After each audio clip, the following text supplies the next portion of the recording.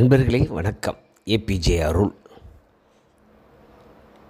நம் வள்ளலார் உறுதிப்பட சொல்கிறார், ஜீவகாருண்யமே இறைவீட்டின் திறவுகோல். எல்லா உயிர்களையும் தம் உயிர் போல் பாவிக்கும் உணர்வை வருவித்து கொண்டு மற்ற உயிர்களுக்கு செய்யும் தயவு செயல்தான் நம் புறத்தில் நாம் செய்யும் இறை வழிபாடு என்கிறார்கள்.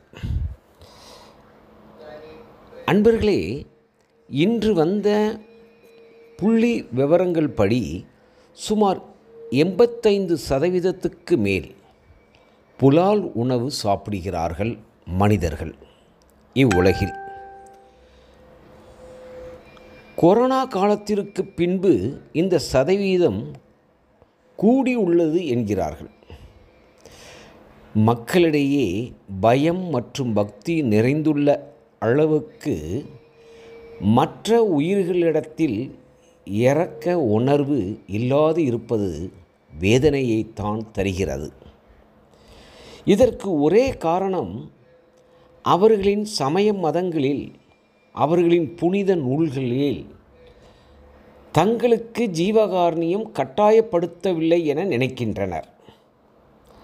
ஆனால் அப்படியல்ல, எல்லா மார்க்கங்களும் இதை போதிக்கின்றன. இதை நாம் இங்கு எடுத்துச் சொல்ல ஒரு சிறு முயற்சியாக நான் கருதுகிறேன். இறை அருளால் இந்த விசாரத்தை தொடருவோம். முதலில் புனித பைபிள், இதில் உள்ள காருண்ய பகுதிகளை பார்ப்போம். அதிகாரம் 1 திரு விவிலியத்தில் ஆதியாகமம் முதல் அதிகாரம் படைப்புகளை பற்றி சொல்கிறது. 26 அதாவது அதிகாரம் 1:26 பின்பு கடவுள் நமது சாயலிலும் மனிதர்களை உருவாக்குவோம், அவர்கள் கடல் மீன்கள், ஆகாயத்து பறவைகள், சாயல் கொண்ட விலங்குகள், காட்டு விலங்குகள், பூமியில் ஊர்ந்து செல்லும் அனைத்து உயிரினங்கள் இறைவனால் படைக்கப்படுகிறது, தன்னால் படைக்கப்படுகிறது என்கிறார். இந்த உயிரினங்கள் மீது மனிதர்கள் ஆட்சி செலுத்தட்டும் என்கிறார். மிக உன்னிப்பாக இந்த இடத்தை மீண்டும் கவனிக்க வேண்டுகிறேன். அதாவது them have domination over them, அவர்கள் இதை ஆண்டு கொள்ளட்டும், மனிதர்கள் இதை பயன்படுத்தி கொள்ள வேண்டும் என்கிறார். அன்பர்களே, அடுத்த 28வது பாராவில் தேவன் அவர்களை ஆசீர்வதித்தார். தேவன் அவர்களை நோக்கி, நீங்கள் பலுகி பெருகி பூமியை நிரப்பி அதை கீழ்ப்படுத்துங்கள், சமுத்திரத்தின் மீன்களையும் ஆகாயத்து பறவைகளையும் பூமியில் ஊர்ந்து செல்லும் அனைத்து உயிரினங்களையும் ஆண்டு கொள்ளுங்கள் என்றார். இதோ வருகிறது, பார்த்தீர்களா? பூமியில் உள்ள உயிரினங்களை மனிதா நீ ஆண்டு கொள்ளுங்கள் என்றார், பயன்படுத்தி கொள்ளுங்கள். அடுத்த பாரா 29 மேலும் கடவுள் கூறுகிறார், இதோ பூமி எங்கும் விதை தரும் ஒவ்வொரு செடியையும் விதை தரும் கனி தரும் ஒவ்வொரு மரத்தையும் உங்களுக்கு உணவாக கொடுக்கின்றேன். இறைவனால் படைக்கப்படுகின்ற உணவு எதுவென இங்கு ஆண்டவர் தெரிவிக்கிறார். பூமி எங்கும் விதை தரும் ஒவ்வொரு செடியையும் விதை தரும் கனி ஒவ்வொன்றும் உணவாக கொடுக்கின்றேன். மிக அருமையான ஆரம்பம். அடுத்து ரோமன்ஸ் 14 அதில் பாரா 21 உங்கள் சகோதரர் சகோதரிகளுக்கு தடையாக இருக்குமாயின் இறைச்சி உண்பதையோ திராட்சை மது குடிப்பதையோ அதுபோன்ற வேறு எதையும் செய்வதையோ தவிர்ப்பதே நல்லது. ஆம், நாம் அவர்களுக்கு சகோதரர்கள். அவர்கள் இறைச்சி உண்பது நமக்கு ஒரு தடையாக இருக்குது என்று சொன்னால் அவர்கள் அதை விட்டுவிட வேண்டும் என்கிறார் ஆண்டவர். என்ன சத்திய வார்த்தைகள்! அடுத்து 1 யோவான் 2:16 இவ்வாறு கூறுகிறது, ஏனெனில் மாம்சத்தின் இச்சையும் கண்களின் இச்சையும் ஜீவனத்தின் பெருமையுமாகிய உலகத்தில் உள்ளவைகள் எல்லாம் பிதாவினால் உண்டானவைகள் அல்ல, அவைகள் உலகத்தினால் உண்டானவைகள். அதாவது மாம்ச இச்சையெல்லாம் ஆண்டவரால் உருவாக்கப்பட்டதல்ல, அது நீங்கள் உலகத்தில் உண்டாக்கியவைகள் என்ற இது அர்த்தம் தருகிறது. அடுத்த யோவான் 2:17 உலகமும் அதன் இச்சையும் ஒழிந்து போம்.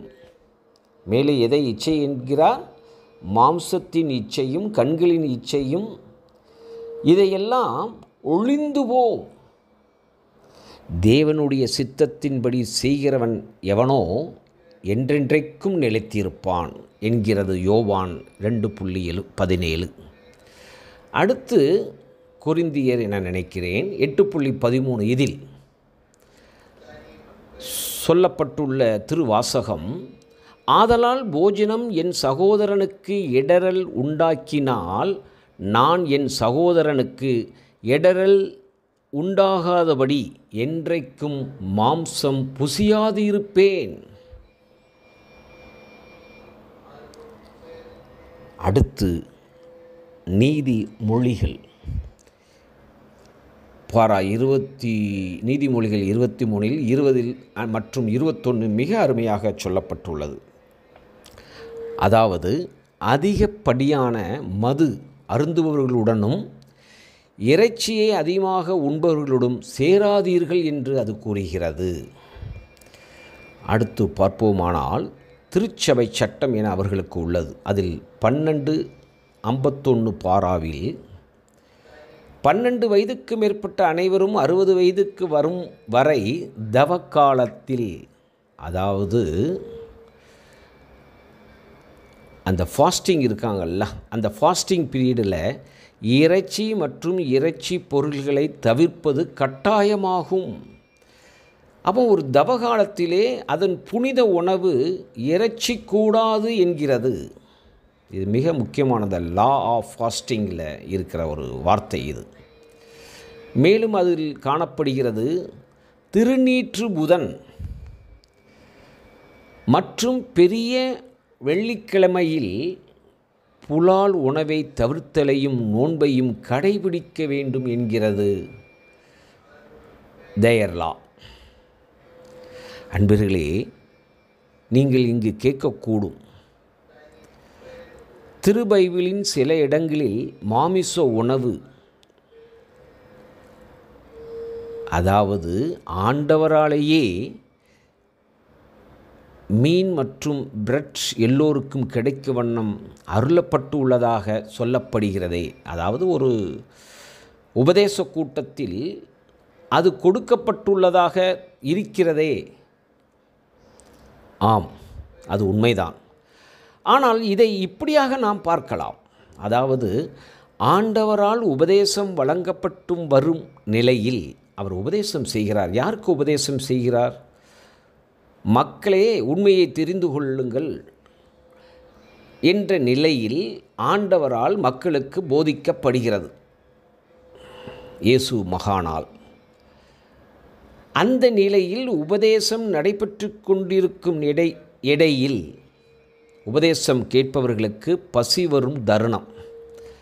அந்த தருணத்திலே அவர்கள் வைத்திருந்த மற்றும் அவர்கள் உண்ணும் உணவைத்தான் அப்பொழுது கொடுக்க முடியும்.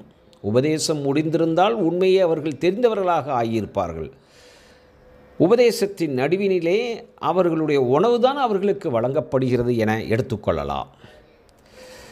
அன்பர்களே, இன்னொன்று இங்கு ஒரு நல்ல விசாரம் செய்யலாம். அதாவது உலகம் படைக்கப்பட்ட போது முதல் மனிதன் ஆதாம், இந்த ஆதாம் அவருக்கான தோட்டத்தில் அவருக்கு உணவு கனி வகைகளே என காணப்படுகிறது. அதைத்தான் ஆண்டவர் படைத்திருந்தார். ஆண்டவரின் கட்டளையை மீறி ஆதாம் செயல்பட்டதால் ஆண்டவரால் சபிக்கப்பட்டு அனுப்பப்பட்ட இடம் இந்த பூமியாகும். ஆக சபிக்கப்பட்ட பூமியில் பாவ உணவாக இருந்தது மாமிச உணவு என்பதை நாம் இங்கு அறிய வேண்டும். அதன் பின்பு மக்களின் பாவத்தை போக்க மகான் இயேசு வருகிறார். பாவம் நீங்கியவர்கள், ஆண்டவரால் நீக்கப்பட்டவர்கள், அவர்கள் செல்லும் இடம் சுவனம், அதாவது சொர்க்கம் எனப்படுகிறது.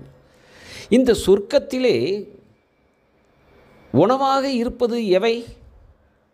இனிய கனி வகை உணவுகளே. இது உண்மைதானே அன்பர்களே? பொதுவாக நாம் எந்த நூல்களை படித்தாலும், எத்தனையோ நூல்களை நாம் படிக்கிறோம். அந்த நூல்கள் படித்து முடித்த பிறகு அதை எடுத்து மீண்டும் படிக்க மாட்டோம், படிப்பது இல்லை. ஆனால் இந்த புனித நூல்கள் மட்டும் ஏன் மீண்டும் மீண்டும் நம்மால் ஓத வைக்கப்படுகிறது? இதற்கு என்ன காரணம் தெரியுமா? நம்மிடையே ஒழுக்கமும் அறிவும் அன்பும் வளர வளர நாம் ஏற்கனவே படித்த புனித நூலிலிருந்து அதை மீண்டும் படிப்பதினால் நமக்கு மேலும் புதிய மேம்பட்ட கருத்துக்கள், உண்மை வெளிப்படுவதாக உள்ளது என்பதே நாம் மீண்டும் மீண்டும் அதை ஓத வைக்கப்படுகிறோம். இதை நாம் இங்கு கவனத்தில் எடுத்துக்கொள்ள வேண்டும். ஒருவர் எந்த ஒரு சமய மத மார்க்கங்களில் இருந்து வந்தாலும் அவர் முதலில் நிரப்பிக்கொள்ள வேண்டிய ஒழுக்கம் எதுவெனில் அது இரக்கமே. இது சத்தியம். கடவுளின் உண்மையை ஒருவர் முழுவதுமாக அறிந்து கொள்ள விருப்பம் கொண்டால் அவர் முதலில் தன்னை ஜீவ காருண்யராக மாற்றிக்கொள்ள வேண்டும். இதுவே எல்லா மார்க்கங்களுக்குமான பொது தகுதி என்று நாம் சொல்வதில் தவறு இல்லையே. எல்லோருக்குமான, எல்லோராலும் ஏற்றுக்கொள்ளப்பட்ட திருக்குறளில் உள்ள 2 அதிகாரங்கள், புலால் உண்ணாமை மற்றும் கொல்லாமை, இதை நாம் எல்லோரும் இன்றே படிக்க வேண்டுகிறேன். அன்பர்களே, அடுத்து மற்றொரு மார்க்கத்தின் புனித நூல் குறித்து காண்போம். ஒரு நல்ல எண்ணத்தின் அடிப்படையிலேயே இந்த விசாரம் செய்யப்பட்டது. எல்லாம் கடவுள் படைப்பே, எல்லாம் கடவுளின் அம்சங்களே, எல்லோரும் நம்மவர்களே, எல்லா உயிர்களும் இன்புற்று வாழ்க. அன்புடன் ஏபிஜே அருள்.